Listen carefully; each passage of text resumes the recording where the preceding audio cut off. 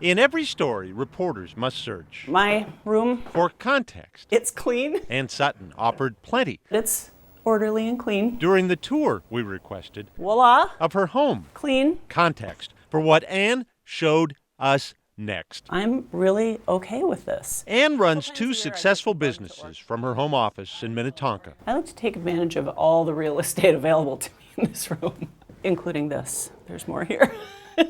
But she's an amateur Just kind of accumulated. compared to the wife-confounding filing system of Gary Foles. A lot of fights over it, and I finally wore her down. Mrs. Foles, you have the empathy of the office mates of Lloyd Tessman. Day-to-day accumulation, I guess.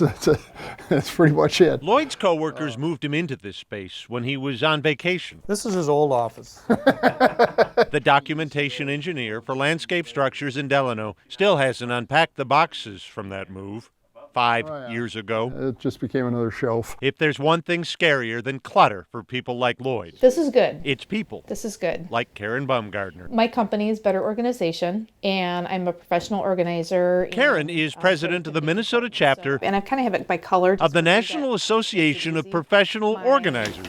I would, slide it over here. She says messy desks often belong to creative people, but it's creativity at a price. There's been hundreds of studies done through the years that show that if there's not a system in place, time gets wasted. Okay, that's what it sounded like from your email, but I Just just don't wanted try to make sure you convince knew Jen McDonough. Most people do not believe I'm okay with this. Jan and her husband Brian run one of the top-selling Tupperware organizations in the country. As insane as it looks, it works for me. A few years ago, while she was away on vacation, her family cleared all of this out, even painted her a fancy new border. Yeah, there you can see a little bit. She had no idea where anything was. She was lost. It's just what I need is here.